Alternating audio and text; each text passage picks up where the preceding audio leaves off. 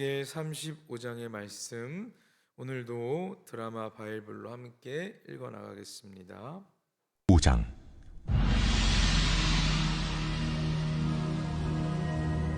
또 여호와의 말씀이 내게 임하여 이르시되, 인자야, 내 얼굴을 세일산으로 향하고 그에게 예언하여 이르기를, 주 여호와께서 이같이 말씀하시되, 세일산아, 내가 너를 대적하여 내 손을 내 위에 펴서 내가 황무지와 공포의 대상이 되게 할지라. 내가 내 성읍들을 무너뜨리며 내가 황폐하게 되리니 내가 나를 여호와인 줄을 알리라. 내가 옛날부터 한을 품고 이스라엘 족속의 환난 때, 곧 죄악의 마지막 때에 칼의 위력에 그들을 넘겼도다. 그러므로 주 여호와의 말씀입니다. 내가 나의 삶을 두고 맹세하노니 내가 너에게 피를 만나게 한즉 피가 너를 따르리라. 내가 피를 미워하지 아니하였은즉 피가 너를 따르리라. 내가 세일산이 황무지와 폐허가 되게 하여 그 위에 왕래하는 자를 다 끊을지라. 내가 그 죽임당한 자를 그 여러 산에 채우되 칼에 죽임당한 자를 내 여러 맷뿌리와 골짜기와 모든 시내에 엎드러지게 하고, 너를 영원히 황폐하게 하여 내 성읍들에 다시는 거주하는 자가 없게 하리니 내가 여호와인 줄을 너희가 알리라. 내가 말하기를, 이 두 민족과 두 땅은 다 내 것이며 내 기업이 되리라 하였도다. 그러나 여호와께서 거기에 계셨느니라. 그러므로 주 여호와의 말씀이니라. 내가 나의 삶을 두고 맹세하노니 내가 그들을 미워하여 노하며 질투한 대로 내가 내게 행하여 너를 심판할 때에 그들이 나를 알게 하리라. 네가 이스라엘 산들을 가리켜 말하기를, 저 산들이 황폐하였으므로 우리에게 넘겨주어서 삼키게 되었다 하여 욕하는 모든 말을 나 여호와가 들은 줄을 네가 알리로다. 너희가 나를 대적하여 입으로 자랑하며 나를 대적하여 여러 가지로 말하는 것을 내가 들었노라. 주 여호와께서 이같이 말씀하셨느니라.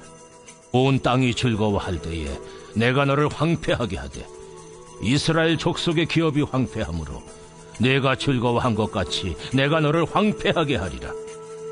세일산아, 너와 에돔 온 땅이 황폐하리니 내가 여호와인 줄을 무리가 알리라 하셨다 하라. 아멘.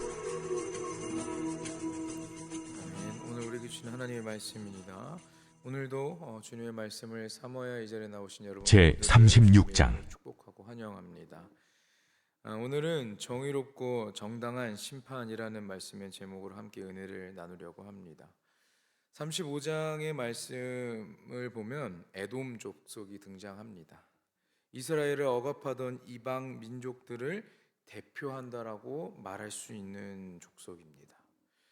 세일산으로 대변되는 에돔이 이방 민족들을 대표하게 된 것은 지리적으로나 인종적으로 가까운 에돔이 야곱과 에서의 갈등 이후 끊임없이 이스라엘과의 대립관계를 유지했기 때문입니다. 야곱과 에서는 개인적인 갈등의 관계는 청산하였지만 후손들 사이에서의 갈등은 대대로 계속 이어져 오고 있다라는 말입니다. 이스라엘이 바벨론에게 멸망당할 때 에돔은 형제민족인 이스라엘을 바벨론에게 넘겨주고 이스라엘 영토를 차지하려고 했었습니다. 그들의 그런 행동은 하나님을 모욕하는 행동이다라고 말할 수 있습니다. 이것을 하나님은 다 보고 듣고 계셨습니다. 그래서 그들이 행한 행동과 그들이 말한 모든 것을 듣고 하나님께서는 에돔에게 철저한 보응을 선포하신다는 내용이 오늘 본문 35장에는 기록되어 있습니다. 하나님은 에스겔에게 세일산을 향해 예언하라고 명령하셨습니다. 2절 말씀에 내 얼굴을 세일산으로 향하고 그에게 예언하여라 라고 말씀하십니다. 성경에서 세일산은 종종 에돔 족속을 가리키는 말로 대체되어 사용되곤 합니다. 이 세일산, 에돔을 향해 예언을 하라고 명령을 하시는데 에돔에게 선포된 심판의 내용이 3절에 기록되어 있습니다. 내가 너를 대적하여 내 손을 내 위에 펴서 내가 황무지와 공포의 대상이 되게 하시고 또 그 성읍을 무너뜨리려 나라가 황폐해지도록 하실 것이라고 말씀하고 있습니다. 하나님은 에돔의 죄악을 확실하게 갚으실 것을 반복된 예언으로 강조하고 계십니다. 그들을 대적하여서 자신의 손을 그들 위에 펼치실 것이라며 하나님은 자신이 손수 징벌의 주체가 되실 것임을 말씀해 주고 계십니다. 하나님이 에돔에 대해 이렇게 강한 어조와 반복적으로 말씀하시며 재앙을 선포하시는 것은 그들의 악한 모습 때문에 하나님께서는 그렇게 강하게 말씀하시며 반복적으로 말씀하신다라는 겁니다. 5절 말씀에 에돔이 하나님의 심판을 받게 된 이유를 두 가지로 제시하고 있습니다. 하나는 이스라엘과 에돔의 오랜 숙적 관계 때문에 그렇습니다. 본문은 그 관계를 옛날부터 하늘 품고라고 표현합니다. 야곱과 에서 사이에 있었던 장자권의 분쟁으로서의 시작된 감정적인 대립을 의미합니다. 다른 하나는 대적에게 침략을 당한 이스라엘을 칼의 위력에 넘겨주었다는 것입니다. 실제로 바벨론이 이스라엘을 침략했을 당시에 에돔은 바벨론에게 동조하며 이스라엘에게 포악을 행했다라고 오바댜서에서 말씀하고 있습니다. 오래전부터 이스라엘에게 한을 품고 있다가 이스라엘이 바벨론에게 침략당하고 공격받았을 때에 그들의 칼의 위력에 넘겨준 이 행위가 하나님의 백성에게 적대감을 품고 그들을 망하게 하려는 행위였다라는 것이에요. 형제 민족이 그렇게 공격받았을 때 그들이 더욱더 빨리 망하기를 그들은 원했습니다.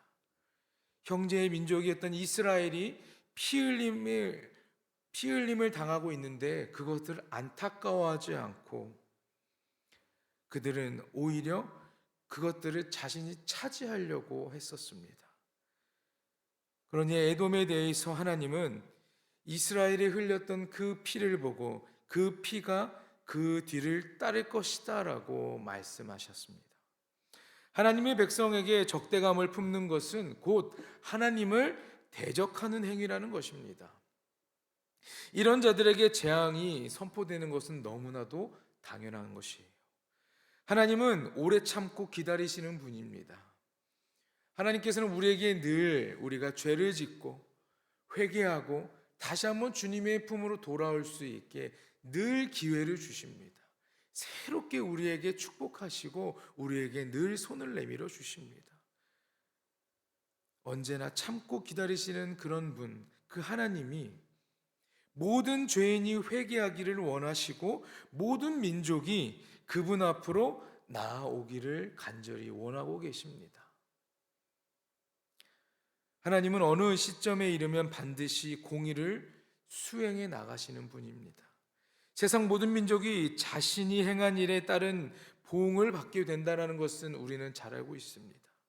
에돔의 악행을 하나님은 간과하지 않으셨어요. 형제 이스라엘이 멸망당할 때 에돔이 보여준 그런 불의한 모습에 하나님은 진노하셨다라는 말입니다. 비록 이스라엘이 하나님께 불순종해서 죄의 대가를 치르게 되었지만 그래도 에돔이 이스라엘에게 행한 악한 짓은 용납될 수 없었습니다. 형제를 치며 피 흘리기를 주저하지 않는 에돔은 본인들 역시 피 흘리며 죽게 되리라라는 것을 그때는 전혀 알지 못했습니다. 하나님이 심판을 선포하셨으니 그 일은 앞으로 반드시 성취되기 마련입니다. 에돔은 실제로 AD 70년에 멸망합니다. 그 후에 세계 역사에서 자취를 감춰버립니다. 하나님이 선포하신 것이라면 그것이 복이든 재앙이든 틀림없이 그것을 성취해 나가신다라는 것을 역사적 사실로 보여주고 있는 것입니다. 말씀 7절에서 9절을 보면 그 땅이 황폐해지고 죽임을 당한 자들로 가득 차며 성읍들에 거주할 자가 없게 될 것이라고 말하고 있습니다.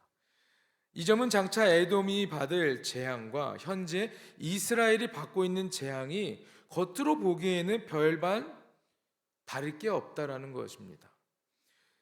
나라가 황무지가 폐허가 되고 수많은 백성들이 죽은 것은 이 에돔과 이스라엘, 현재 지금 그런 일을 당하고 있던 이스라엘과 앞으로 그런 일을 당할 에돔의 그 예언과 동일하다라는 것이에요. 자, 그런데 재앙이 실현되고 하나님의 징계가 실현된 후의 모습은 완전히 다르다라는 것입니다. 결정적인 차이가 있는데 그것은 그들이 받을 재앙이 영원히 지속됐다라는 것입니다. 9절 말씀에 보면 너희를 영원히 황폐하게 하여라고 말합니다. 여기서 너희는 에돔 족속을 말하는 것입니다. 하나님께서는 에돔 족속에게 징계를 내리시고 재앙을 내리시면서 너희를 영원히 황폐하게 할 것이다 라고 말씀합니다. 에돔은 영원히 회복되지 못할 정도로 아주 철저하게 진멸된다는 것이에요. 그때 그들은 여호와 하나님이 이스라엘의 하나님이시며 공의를 행하실 줄 그때서야 알게 된다는 것입니다. 심판을 통해 내가 여호와인 줄을 너희가 알게 하신다라고 9절 후반부에는 말하고 있습니다. 에돔에게 하나님께서는 자신을 드러내시는 겁니다. 죄를 범하는 이들에게 직접 자신이 누구인지, 내가 어떤 사람인지를, 어떤 자인지를 하나님께서는 직접 보여주고 계십니다. 하나님이 이스라엘의 재앙을 선포하실 때는요, 영원히 버려진다라는 선포 대신에 회복과 치유의 약속이 함께 주어졌습니다.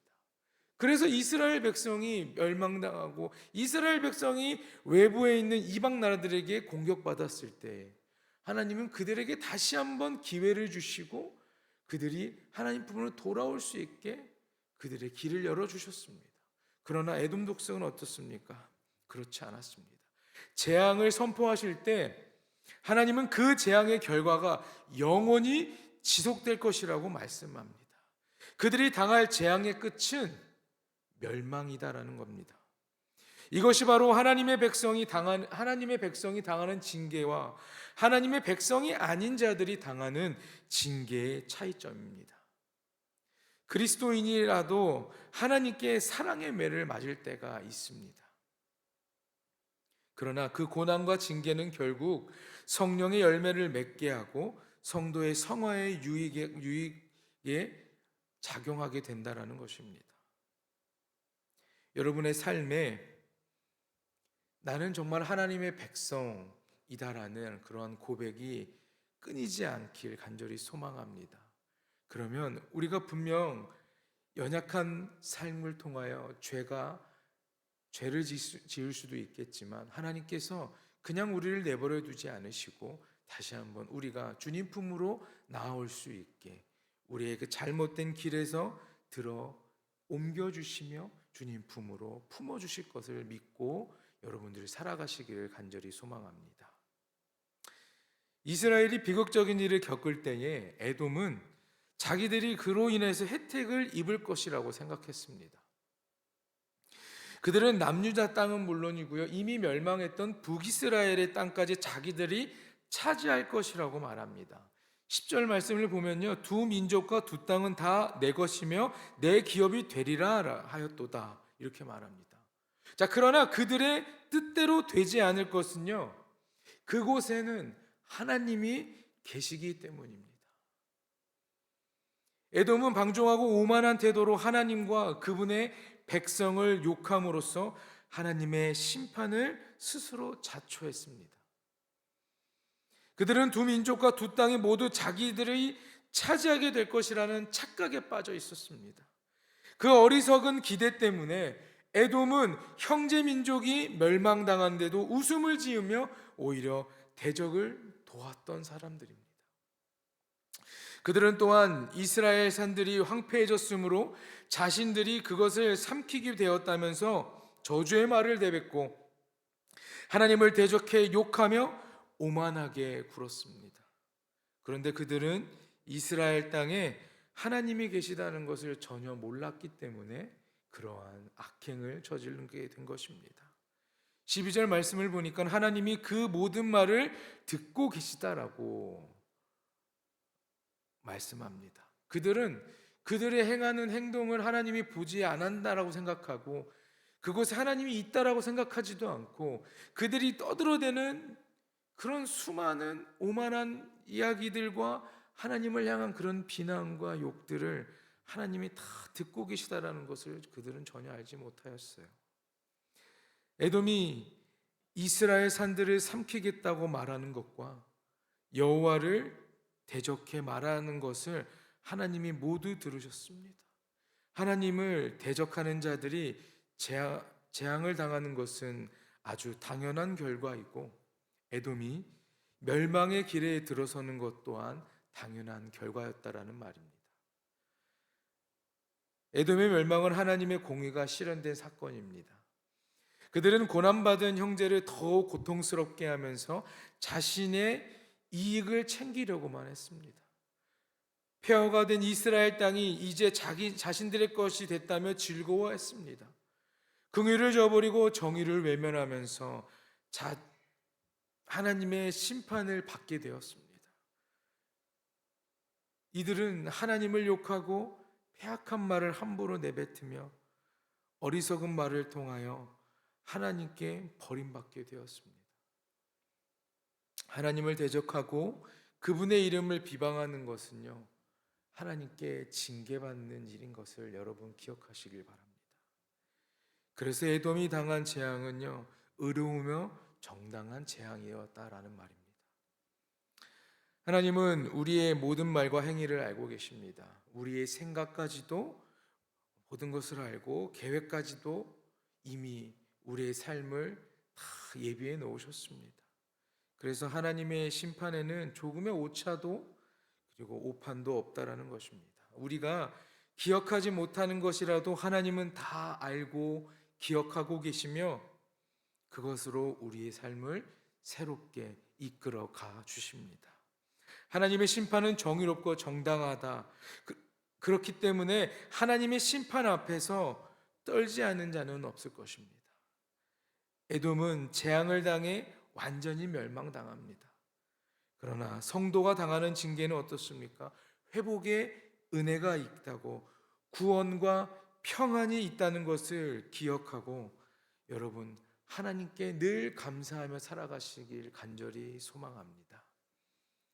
우리는 연약하기에 죄를 질 때도 많고 주님을 욕할 때도 많고 주님을 밀어내려고 하는 어리석은 행동을 취할 때도 많지만 하나님의 선택하시고 하나님께서 품어주시는 백성이라면 언제나 우리에게 회복의 은혜가 있고 또한 우리에게 하나님께서 허락하신 참 평안이 있고 승리하는 삶이 될 수 있다는 것을 기억하고 오늘 하루를 살아가시는 여러분 모두가 되기를 주님의 이름으로 간절히 축원합니다.